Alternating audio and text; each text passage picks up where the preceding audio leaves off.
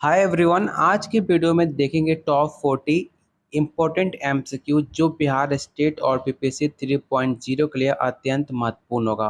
तो चलिए शुरू करते हैं आज का पहला क्वेश्चन। उससे पहले आपको बता दें कि आपके पेपर में चाहे आप स्टेट की तैयारी कर रहे हो चाहे बीपीएससी 3.0 का सिर्फ 20 दिनों का समय बचा हुआ। अगर आप चाहते हो शॉर्ट टर्म में अपना पेपर क्वालिफाई करना तो आप एनसीईआरटी चैप्टर वाइज और जितना आप क्वेश्चन को प्रैक्टिस कर सकते हो, इसमें कुछ भी थ्योरी वाला पोर्शन मत पढ़ना। जितना आप क्वेश्चन प्रैक्टिस करोगे उतना आपके अंदर कॉन्फिडेंट बिल्ड होगा। इसलिए आपको एनसीईआरटी और प्रैक्टिस सेट दिया जा रहा है। साथ में आपको मोस्ट इम्पोर्टेंट जो एमसीक्यू है उसे आप दिया जाएगा, जिससे आप शॉर्ट टर्म में अपना पेपर क्वालिफाई कर सको। सिर्फ 300 में आपको मिलेगा, जो अभी तक अनलिमिटेड बच्चे ले चुके हैं। अगर आप भी लेना चाहते हो तो आप मुझे इस नंबर पे व्हाट्सअप कर सकते हो। साथ में मैं आपको गाइड करूंगा कैसे सिर्फ 20 दिनों के अंदर अपना पेपर को क्वालिफाई कर सकते हो, क्वालिफाई मार्क्स करके अपना पेपर को निकाल सकते हो। बाकी डिटेल्स आपको यहाँ पर दे दी जाएगी। चलिए शुरू करते हैं आज का पहला क्वेश्चन। सारे क्वेश्चन काफ़ी इंपॉर्टेंट है, तो हर क्वेश्चन आप अटेम्प्ट जरूर करना। पहला क्वेश्चन है, निम्नलिखित में कौन सा शुद्धिकरण के लिए एक और शब्द है? पहला ऑप्शन है प्रतिक्रिया, इनाम, स्थिति, या ऑप्शन डी है इनमें से कोई नहीं। तो इसका जो राइट आंसर होगा ऑप्शन बी होगा, इनाम।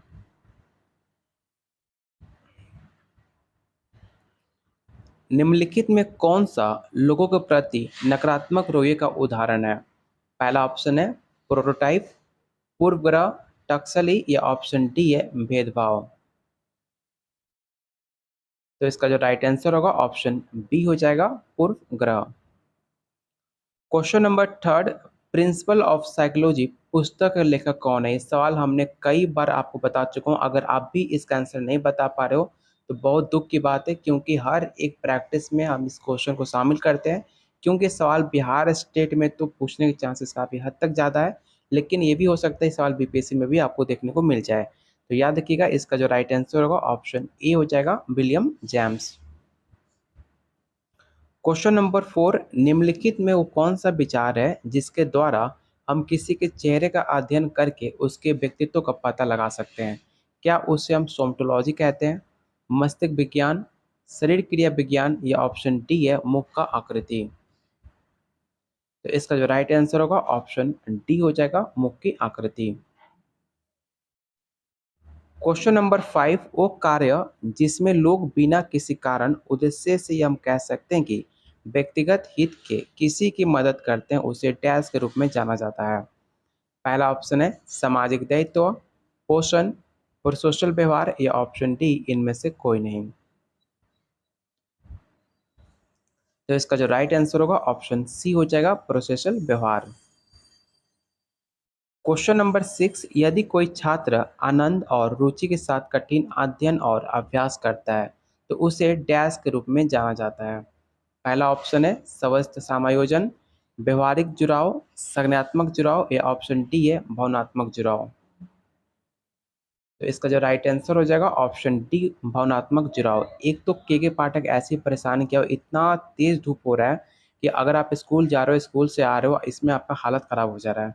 ऊपर से आकर मतलब रूम का टेम्परेचर तो एकदम देखने लायक है। एकदम पंखा भी हवा भी एकदम गर्म दे रहा है। इसमें आप लोग के लिए इतना मेहनत करना और आप लोग वीडियो लाइक नहीं करते हो, तो प्लीज़ जितने लोग वीडियो देखते हो कम से कम अगर आप हर एक इंसान वीडियो को लाइक करता है तो काफ़ी ज़्यादा हमें खुशी मिलेगी। प्लीज़ वीडियो को लाइक और शेयर जरूर करना। क्वेश्चन नंबर 7 है, किसी कविता को याद करने के लिए निम्नलिखित में किस विधि का उपयोग किया जाता है? इस क्वेश्चन को विवेक क्वेश्चन टिक आउट कर लेना। पहला ऑप्शन है वाक्य विन्यास संबंधी याद, विपरीत अभ्यास, क्रमिक स्मरण, या ऑप्शन डी है इनमें से कोई नहीं। तो इसका जो राइट आंसर होगा ऑप्शन बी होगा, विपरीत अभ्यास। अगला क्वेश्चन कई बार आपके मैंने प्रैक्टिस सेट में इस क्वेश्चन को कराया भी है। आपको स्टेट में एक बार सवाल पूछा भी गया था कि शब्द मनोविज्ञान कहाँ से लाया गया है? लैटिन से, इटालिक से, यूनानी, या ऑप्शन डी है इनमें से कोई नहीं। तो याद रखिएगा, इसका जो राइट आंसर हो जाएगा ऑप्शन आपका ए हो जाएगा।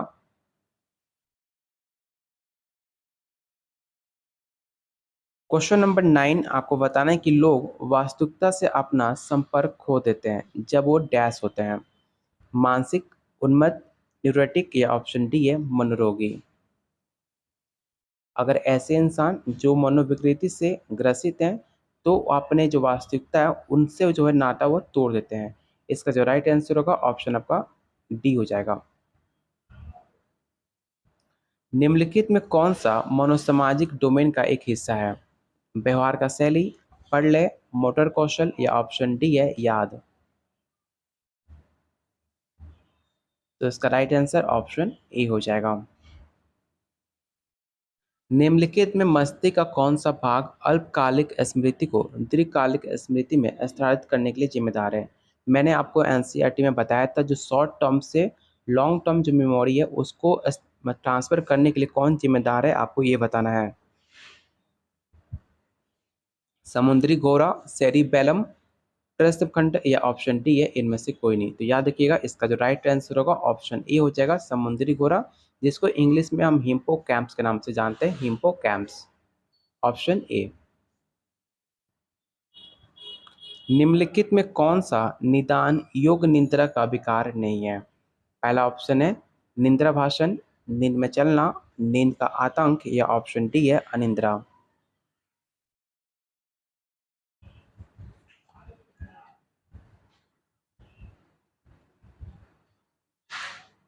तो इसका जो राइट आंसर होगा ऑप्शन आपका ए हो जाएगा।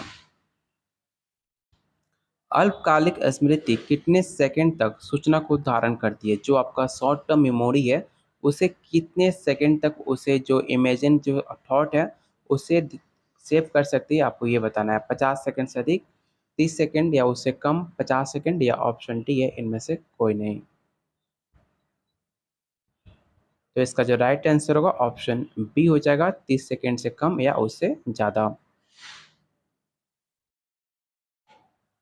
क्वेश्चन नंबर 14 आपको बताना है कि निम्नलिखित में किसे थायराइड ग्रंथि द्वारा नियंत्रित किया जाता है? पहला ऑप्शन है भावनाएं, शर्करा, उपचय या ऑप्शन डी है इनमें से कोई नहीं। ये सवाल ऑलरेडी आपके प्रीवियस ईयर क्वेश्चन में पूछा हुआ सवाल है। तो इसका जो राइट आंसर होगा ऑप्शन सी हो जाएगा। किसी बच्चे के एक शब्द के उच्चारण का वर्णन करने के लिए प्रयुक्त शब्द क्या होता है? एक्सटेंशन के अंतर्गत, होलो फ्रेज, टेलीग्राफिक भाषा या ऑप्शन डी है इनमें से कोई नहीं। तो जो भी आंसर सी टिक आउट कर रहे हो सबका आंसर गलत है। इसका जो राइट आंसर होगा ऑप्शन बी हो जाएगा, होलो फ्रेज। मनोवैज्ञानिक समस्याओं को ग्रस्त लोगों की मदद करने के लिए परीक्षित मनोवैज्ञानिकों द्वारा मनोवैज्ञानिक तरीकों का उपयोग करने की प्रक्रिया को क्या कहते हैं? क्या उसे हम मनोचिकित्सा कहते हैं, मनोविश्लेषण, मन चिकित्सा या ऑप्शन डी है इनमें से कोई नहीं। तो इसका राइट आंसर ऑप्शन ए होगा। बुद्धि को डैश के रूप में परिभाषित किया जा सकता है। तो याद रखिएगा, जो भी अमूर्त रूप से सोचने और उनके अनुभव से सीखने की क्षमता बुद्धि को परिभाषित करती है। तो इसका राइट आंसर ऑप्शन बी होगा। क्वेश्चन नंबर 18 आपको बताना है कि नीचे दिए गए विकल्पों की सूची में कौन सा विकल्प मेमोरी में योगदान नहीं देता है? पहला ऑप्शन है सीखने के पीछे लक्ष्य, सीखने के बाद थोड़ा आराम करें, लिंग या ऑप्शन डी है रोचक शिक्षण सामग्री। तो याद रखिएगा, जो आपका मेमोरी और लिंक से कोई भी लेना देना नहीं है, इसलिए इसका जो राइट आंसर होगा ऑप्शन एक सी हो जाएगा। क्योंकि आपका स्मृति एक अलग साइड है और एक लिंक जो है आपका अपोजिट साइड है। दोनों में कहीं भी कोई लेना देना मतलब नहीं है दोनों से, इसलिए इसका राइट आंसर हम ऑप्शन सी टिक आउट करेंगे। क्वेश्चन 19 है, निम्नलिखित में कौन सी क्षमता हमारे शरीर के अंगों की गति और स्थिति को महसूस करने की क्षमता रखता है? आपके पास चार ऑप्शन है, बताइए इसका राइट आंसर क्या हो सकता है।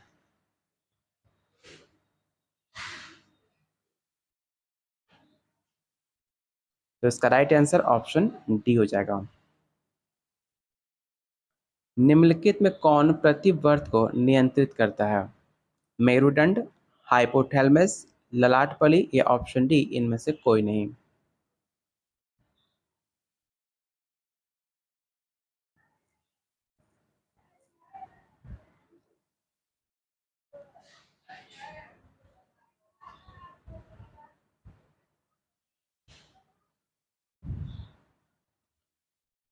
तो इसका जो राइट आंसर होगा ऑप्शन ए हो जाएगा, मेरुदंड, जिसे आप स्पाइनल कॉर्ड के नाम से भी जानते हैं। इसे याद रखिएगा, स्पाइनल कॉर्ड इसे कहा जाता है। ऑप्शन ए इसका राइट आंसर हो जाएगा, जिसे रीढ़ की हड्डी के नाम से भी जाना जाता है।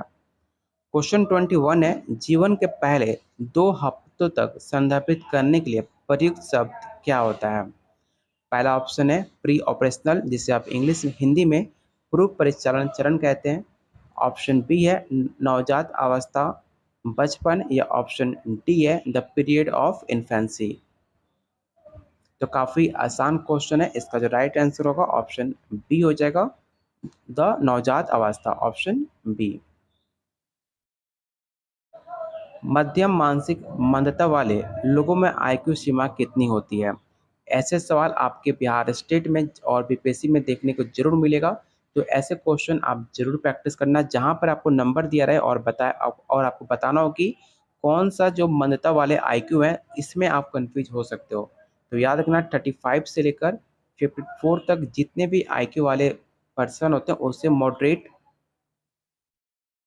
मॉडरेट मेंटल लो कहते हैं। ठीक है, ऑप्शन इसका ए राइट आंसर होगा। क्वेश्चन नंबर 23, आपको बताना है कि अलग अलग लोग अक्सर एक ही परिस्थिति में अलग अलग तरह से प्रतिक्रिया करते हैं। मनोवैज्ञानिक इसे डैश कहा जाता है। आपने देखा होगा, हर एक सवाल का हर एक जवाब क्वेश्चन का आंसर अलग अलग हो सकता है, लेकिन सेम रिएक्शन हो सकता है, लेकिन उसका आंसर देने का तरीका काफ़ी ज़्यादा अलग होता है। तो उसे मनोविज्ञान में हम क्या कहते हैं, आपको ये बताना है। तो याद रखिएगा, उसको कहते हैं व्यक्तिगत मतभेद, मतलब इंडिविजुअल डिफरेंस। हर इंसान सोचने का तरीका, उसके चलने का तरीका, उसके बोलने का तरीका डिफरेंस हो सकता है, जिसे हम साइकोलॉजी में इंडिविजुअल डिफरेंस, व्यक्तिगत मतभेद के नाम से जानते हैं। ऑप्शन ए इसका राइट आंसर होगा। प्रायोगिक मनोविज्ञान के जनक कौन है? पहला ऑप्शन है जंग, विलियम उंट, सिगमंड फ्राइड, या ऑप्शन डी है इनमें से कोई नहीं। तो याद रखिएगा, इसका जो राइट आंसर होगा ऑप्शन आपका बी हो जाएगा। एक्सपेरिमेंटल साइकोलॉजी के फादर विलियम ओन को कहा जाता है। इसे याद रखिएगा, ये सवाल ऑलरेडी आपके प्रीवियस ईयर क्वेश्चन में पूछे जा चुके हैं। क्वेश्चन को ध्यान से पढ़ना। मान लीजिए कि किसी व्यक्ति के साथ दुर्घटना हो गई। बाद में वो अपने कार्य के परिणामों के प्रति कम चिंतित, गैर जिम्मेदार और अवैधी हो गया। ऐसा इसलिए हुआ क्योंकि उस व्यक्ति को डैश में नुकसान हुआ होगा। ऐसे सवाल आपके एग्जाम में मैक्सिमम चांस है पूछने की। तो ऐसे क्वेश्चन जितना प्रैक्टिस करोगे, जहाँ पे लैंग्वेज थोड़ा सा लेंदी हो, क्योंकि बीपीएससी का क्वेश्चन जब मैंने देखा था उसमें क्वेश्चन आसान थे, लेकिन क्वेश्चन इतने सारे लैंग्वेज लेंदी थे कि क्वेश्चन रीड करके आपको कंफ्यूज हो जाओगे, आपको बोरियत फील होगी कि क्या क्वेश्चन पूछ रहा है। क्योंकि लैंग्वेज बच्चों को इसलिए दिया जाता है कि लैंग्वेज पढ़ के वो कंफ्यूज हो और उसमें गलत आंसर टिक आउट करे। लेकिन उस लैंग्वेज में सिर्फ क्वेश्चन का पोर्शन जो होता है वो 2 से 3 सेंटेंस ही होता है क्वेश्चन का आंसर बताने के लिए। बस आपको लैंग्वेज में देकर आपको फंसाया जाता है, आपको कंफ्यूज किया जाता है कि आप उससे कोई गलती करो। लेकिन जब लैंग्वेज से क्वेश्चन आए, तो आप ध्यान से 1 से 2 बार क्वेश्चन को रीड करना, आसानी से क्वेश्चन समझ जाओगे। उसके बाद आप आंसर टिक आउट करोगे तो आपका आंसर गलत नहीं होगा। और जितने लोग बोलते हैं कि मुझे डर लग रहा है कि पेपर का डेट क्लियर हो चुका है और मुझे डर लग रहा है, तो डर उनको लगता है जिन्होंने तैयारी अच्छे से की है। अगर आपने कुछ भी नहीं पढ़ा तो आपको बिल्कुल डर नहीं लगेगा, क्योंकि आपने कुछ तैयारी की नहीं है। तो आपको पता है कि मैंने कुछ पढ़ा नहीं, तो मुझे डर क्या लगेगा। लेकिन आप जितना अपनी पढ़ाई करते हो, जितना आप पढ़ते हो, उतना ही आपको डर लगता है। ये पॉजिटिव डर माना जा सकता है। ठीक है, जिसको आपको लगता है कि जितना आपने मेहनत किया, अगर वो मेहनत रिजल्ट में नहीं बदला तो आपको काफ़ी ज़्यादा चिंतित होगा, आपको काफ़ी ज़्यादा दुख होगा। तो लेकिन आप ऐसा मत डरो। अगर आपको डर लग रहा है तो इसे पॉजिटिव लो। जितना क्वेश्चन प्रैक्टिस कर सकते हो कहीं से भी करो। मैं ये नहीं कह रहा कि सिर्फ आप मुझसे यूट्यूब पे पढ़ो। अगर आपके पास नोट्स है, प्रैक्टिस सेट है, किसी भी यूट्यूब चैनल पे आप कहीं से भी क्वेश्चन प्रैक्टिस कर सकते हो। बस आप क्वेश्चन प्रैक्टिस करना, कुछ भी नया करने की ज़रूरत नहीं है। और आप लोगों के लिए इसीलिए 3500 प्लस मैंने क्वेश्चन रखा है, और डेली जितने भी एमसीक्यू करा रहा हूँ, इस सारे पीडीएफ आपको फ्री ऑफ कॉस्ट आपको कॉम्बो में दिया जाएगा, जिससे आप बेटर प्रैक्टिस कर पाओ। साथ में जो मुझे इंपॉर्टेंट लगते हैं एमसीक्यू, हाँ ये क्वेश्चन काफ़ी ज़्यादा इंपॉर्टेंट है, मैं आपको टिक आउट करके दूंगा कि आप इससे जरूर रट्टा मार लेना, आपके पेपर में काफ़ी हेल्प आएगा। इसलिए अगर आपको डर लगता है तो बिल्कुल भी इससे घबराने की ज़रूरत नहीं है। बस अपने आप पर विश्वास रखो और खुद को ठंड रखो, क्योंकि गर्मी बहुत है। तो इसमें पढ़ने का मन नहीं करेगा, थोड़ा सा मन में बेचैनी होगी। तो उसके लिए आप शांत रहो खुद को, और टाइम टाइम पे जितना पानी पी सकते हो पानी पियो, सबसे बेटर ऑप्शन है। ठीक है, चलते हैं क्वेश्चन नंबर 25 पे। पहला इसका ऑप्शन देख लेते हैं। पहला ऑप्शन है आपका प्रासिक भाग। प्रासिक भाग को इंग्लिश में क्या कहते हैं? तो पार्शियल, ठीक है, पार्शियल लोब, ललाट पाली, फ्रंटल लोब। ऑप्शन सी है पश्च कपाल, जिसे ऑक्यूपिटल लोब कहते हैं, और चौथा है ऑल ऑफ दिस। तो याद रखना, इसका जो राइट आंसर होगा ऑप्शन बी हो जाएगा, frontal lobe, option B. Question number 26 है, मनोगतिक सिद्धांत के जनक किसे माना जाता है? तो काफी आसान क्वेश्चन है। अगर ऐसे क्वेश्चन आप गलती कर रहे हो तो यकीन मानो आप पूरे दिल से प्रैक्टिस नहीं कर रहे हो, क्योंकि ऐसा क्वेश्चन है जो अभी तक हमने कम से कम 20-22 बार क्वेश्चन को हमने प्रैक्टिस किया होगा क्वेश्चन को। तो इसलिए अगर आप ऐसे क्वेश्चन में गलती कर रहे हो तो प्लीज आप लोग खुद को शांत रखो, और एकदम शांत कमरे में अकेले बैठ के ध्यान से, एकदम ध्यान अपना कहीं भी जाने मत दो। इसलिए मैं कहता हूँ, जब आप कमेंट बॉक्स में आप आंसर टाइप करते हो तो आपका ध्यान सिर्फ इस क्वेश्चन पे रहता है, आपका ध्यान कहीं डाइवर्ट नहीं होता। इसलिए आप लोग कमेंट बॉक्स में टाइप करते रहो, अपना ध्यान 20 दिन सिर्फ पढ़ाई पे जारी रखो, उसका बाद आपकी नौकरी तय है। उसके बाद जो करना है कर सकते हो, मौज करो, मस्ती करो, घूमने जाओ, कोई मतलब नहीं है। जब एक बार आपको नौकरी मिल जाती है तो आप लाइफ आपका चेंज हो जाएगा। कोई भी किसी के ऊपर आपकी बात सुनने वाला कोई नहीं है, जो आप बोलोगे लोग आपका वो बात सुनेगा। उसके बाद कोई भी आप पे हुक्म चलाने वाला कोई नहीं है, चाहे आपके पेरेंट्स हो चाहे कोई भी हो। क्योंकि आप जब खुद के पैर पे सेटल हो जाते हो तो आप ज्ञानी हो जाते हो, मतलब आप सब कुछ हो, क्योंकि आपके पास नौकरी है। और पैसा और नौकरी जिसके पास है, हर कोई उसका बात मानता है, इसे याद रखो। पैसा और नौकरी काफ़ी ज़्यादा इंपॉर्टेंट रोल निभाता है अपने लाइफ में। बहुत लोग ऐसा कमेंट करते हैं, सर फ्री में नोट्स क्यों नहीं देते? फ्री में कुछ नहीं मिलता। आज के टाइम पे अगर कोई ऐसा इंसान है, कोई भी, हर कोई इतने धूप में इतना सब कुछ कर रहा है, मेहनत कर रहा है, वो पैसों के लिए कर रहा है। अगर आपके पास इतना सारे जो पढ़ाई कर रहे हो उसको, नॉलेज को गेन कर रहे हो, कहीं ना कहीं आप बच्चों को डाइवर्ट करोगे अपने लाइफ में आगे बढ़ना। हर कोई इंसान चाहता है लाइफ में आगे बढ़ना। जब आप भी टीचर बनोगे, जब आपको सैलरी मिलेगी, तो आपको और ज़्यादा मेहनत करने का मन करेगा। ठीक है, कि लाइफ में कुछ और बड़ा करे, कुछ और गोल है। हर किसी के बहुत सारे सपने हैं, उस सपने को पूरा करने की बहुत सारी चाहत भी है। तो उसके लिए सिर्फ पैसा चाहिए।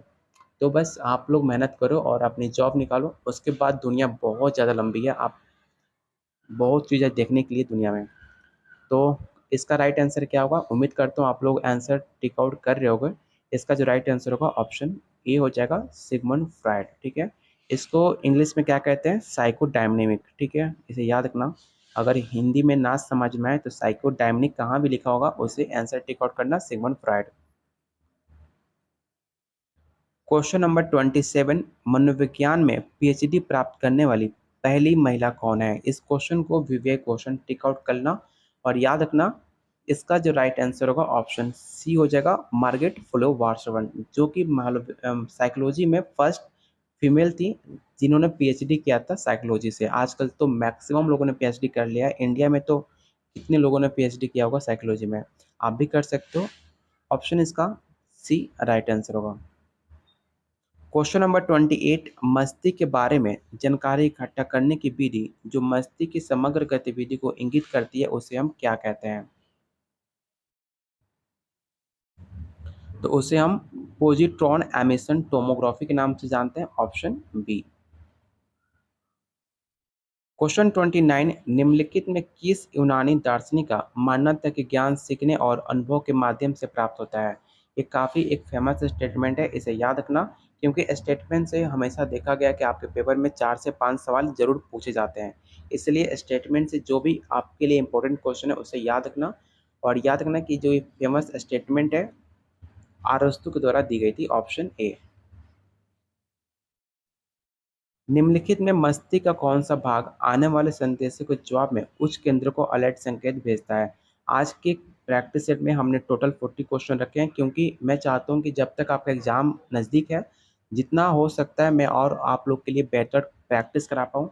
डेली मेरी कोशिश रहती है कि मैं आप लोग के लिए कुछ नया क्वेश्चन तैयार कर पाऊँ जो आपके एग्जाम के लिए काफ़ी ज़्यादा इंपॉर्टेंट है। ठीक है, तो क्वेश्चन नंबर 30 का पहला ऑप्शन है समुद्री घोड़ा, जिसे इंग्लिश में हिप्पोकैम्पस बोलते हैं। समुद्री घोड़ा देखकर ये मत सोचना लगे साइकोलॉजी में कहाँ से आ गया घोड़ा, ठीक है, हिप्पोकैम्पस। ऑप्शन बी है जालीदार संरचना, जिसे इंग्लिश में रेक्टिकुलर फॉर्मेशन बोलते हैं। ऑप्शन सी है प्रम अस्थिखंड, या ऑप्शन डी है लिम्बिक सिस्टम। तो इसका जो राइट आंसर होगा ऑप्शन बी हो जाएगा, जालीदार संरचना reticular formation, option B. Question number 31, फिर से क्वेश्चन थोड़ा सा लेंदी है, आप ध्यान से क्वेश्चन को रीड करो और बताओ इसका राइट आंसर क्या हो सकता है। क्वेश्चन है, अमित ने एक टू डे लिस्ट बनाई, लेकिन वो अपनी पहली गतिविधि के लिए बाहर जाते समय गलती से इस घर पर ही छोड़ दिया। जब उसने इसे याद करने की कोशिश की तो उसे केवल सूची की शुरुआत और अंत याद था, लेकिन उसे बीच की चीज़ें याद नहीं थी। तो उपरोक्त ऐसे सिचुएशन में किसका एक उदाहरण माना जाएगा जो कि आपके सिर्फ स्टार्टिंग का पॉइंट याद है और लास्ट का पॉइंट याद है, लेकिन जो बीच का जितने भी सारे पॉइंट है वो सब आप भूल चुके हो। तो ये कैसा एग्जाम्पल है आपको ये बताना है। पहला ऑप्शन है flashbulb memory, option B है एंड कोडिंग, ऑप्शन सी है क्रमिक स्थिति प्रभाव, या ऑप्शन डी है इनमें से कोई नहीं। तो याद रखना, इसको कहते हैं सीरियल पोजीशन इफेक्ट, जो कि एक सीरियल में लिखा होता है। आपको फर्स्ट स्टेप याद है और लास्ट स्टेप याद है, लेकिन आपको जो 3-4 स्टेप है उसे आप भूल चुके हो, जिसे हम सीरियल पोजीशन इफेक्ट के नाम से जानते हैं। तो इसका राइट आंसर ऑप्शन सी हो जाएगा। मनोविज्ञान की निम्नलिखित में कौन सी शाखा पशु व्यवहार के अध्ययन से संबंधित है? इस क्वेश्चन को वीवीआई क्वेश्चन टिक आउट कर लेना। पहला ऑप्शन है विभेदक मनोविज्ञान, ऑप्शन बी है तुलनात्मक मनोविज्ञान, ऑप्शन सी है असामान्य मनोविज्ञान, या ऑप्शन डी सामाजिक मनोविज्ञान। तो याद रखना, इसको कहते हैं हम कॉम्परेटिव साइकोलॉजी, जिसे आप तुलना करते हो एक से दूसरे पोर्शन से। तो ऑप्शन इसका बी राइट आंसर होगा। भारत में पहली मनोवैज्ञानिक प्रयोगशाला कहाँ पर स्थापित की गई थी? ये सवाल तो काफ़ी मोस्ट इम्पोर्टेंट है और मैंने हर बार आपको बताते भी हूँ कि पहली साइकोलॉजी लेबोरेटरी आपको इंडिया में कलकत्ता में खोली गई थी। मैक्सिमम लोग इसका आंसर बॉम्बे टिक आउट करते हो, लेकिन बॉम्बे में आपका सोशोलॉजी विश्वविद्यालय पहली बार खोली गई थी, ठीक है, ध्यान रखना। मुंबई में सोशोलॉजी पहली बार आपको प्रयोगशाला मुंबई में खोली गई थी, लेकिन जब भी आपका साइकोलॉजी का पूछे तो साइकोलॉजी का प्रयोगशाला पहली बार कोलकाता में खोली गई थी। इसको लेकर मैक्सिमम लोग गलती करते हो, तो इसे याद रखना, ऑप्शन बी। सीरियल पोजीशन प्रभाव शब्द किसने गढ़ा? ये भी सवाल काफ़ी ज़्यादा इंपॉर्टेंट है। आपको बताना है कि who coined the term serial position effect. पहला ऑप्शन है सिगमंड फ्राइड, विलियम उंट, हर्मन एबिंगहॉस, या ऑप्शन डी है सिगमंड फ्राइड। यहाँ पर दो दो बार सिगमंड फ्राइड का ऑप्शन है ए और डी में, तो इसको लेकर कंफ्यूज कोई होने की जरूरत नहीं है, क्योंकि इसका राइट आंसर ऑप्शन सी होगा, हर्मन एबिंगहॉस। और इस क्वेश्चन को याद मार्क कर लेना, सीरियल पोजीशन इफेक्ट कभी भी पूछे इसके प्रतिपादन आपके एबिंगहॉस को जाना जाएगा। क्वेश्चन नंबर 35, आपको बताना है कि मनोभौतिकी डैश का अध्ययन है। आंदोलन धारणा, मनोवैज्ञानिक धारणा, या शारीरिक उत्तेजना धारणा रोग, या ऑप्शन डी है इनमें से कोई नहीं। तो इसका राइट आंसर ऑप्शन बी हो जाएगा। मनोवैज्ञानिक एक क्या है? अगर अभी तक आपको नहीं पता चला कि साइकोलॉजी इज ए डैश, तो याद रखिएगा अभी तक आपने कुछ नहीं पढ़ा, कुछ भी पढ़ना सब बेकार है। अगर आपको ये नहीं पता कि मनोविज्ञान एक क्या है, मनोविज्ञान एक क्या है, तो मनोविज्ञान एक आपका सोशल साइंस है, ठीक है। ऑप्शन बी इसका राइट आंसर होगा। बहुत सारे इसका गलती आंसर क्या करते हैं, जैविक विज्ञान, भौतिक विज्ञान, तो ये सारे दोनों ऑप्शन गलत हैं। मनोविज्ञान एक आपका सामाजिक विज्ञान है।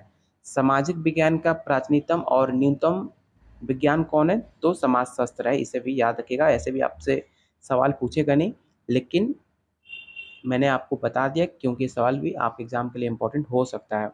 तो इसका राइट आंसर ऑप्शन बी होगा। क्वेश्चन नंबर 37, आपको बताना है कि मान लीजिए आप किसी कमरे में प्रवेश करते हैं, पहली बार कमरे में प्रवेश करते हैं आपको एक घिनौनी गंध महसूस होती है, लेकिन जब आप कुछ देर तक वहाँ रहते हो आपको गंध महसूस नहीं होती। ये क्या दर्शाता है? तो पहला ऑप्शन है सेलेक्टिव अटेंशन, जिसे चयनात्मक ध्यान कहते हैं। ऑप्शन बी है सेंसरी एडेप्टेशन, सेंसरी अटेंशन, या ऑप्शन डी है सिंथेटिया। तो इसका जो राइट आंसर होगा ऑप्शन बी हो जाएगा। जब आप ऐसे कोई नए जगह जाते हो, अगर आप सोच लो बेंगलोर जा रहे हो, बेंगलोर में आप रहते हो, बेंगलोर में जब जाओगे तो काफ़ी ज़्यादा रोड जो होती हैं काफ़ी ज़्यादा क्लीन, नीट एंड क्लीन मिलती है। वहाँ पे डस्ट वगैरह, धूल बहुत कम आपको देखने को मिलेगी। लेकिन जब आप बेंगलोर से बिहार में आते हो तो आपको एक तो पहले कंफर्टेबल फील आपको होगा नहीं, आपको यहाँ पे बहुत सारे डस्ट देखने को मिलेगी, काफ़ी ज़्यादा धूल गर्मी देखने को मिलेगी, बहुत सारे स्मेल आएंगी, तो आपको बहुत ज़्यादा प्रॉब्लम होगा। लेकिन आप कुछ टाइम जब यहाँ पे आप रहते हो तो आप उस सिचुएशन में एडजस्ट हो जाते हो, फिर उसको आपको गंदगी, आपको धूल मिट्टी से कोई इशू नहीं होता है। तो उसको कहा जाता है सेंसरी एडिप्टेशन, जहाँ पे आप संवेदी इमोशन है उसके अनुकूल आप ढल जाते हो। तो ऑप्शन इसका बी राइट आंसर होगा। क्वेश्चन नंबर 38, रचनात्मकता के वैज्ञानिक अध्ययन किसने किया?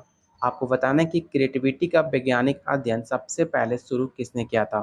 क्या गिलफोर्ड ने किया था, मैडनिक ने, गेल्टन, या ऑप्शन डी है टॉरेंस? इस क्वेश्चन को याद रखना कि सबसे पहले scientific study of creativity Guilford ने स्टार्ट किया था, ऑप्शन ए।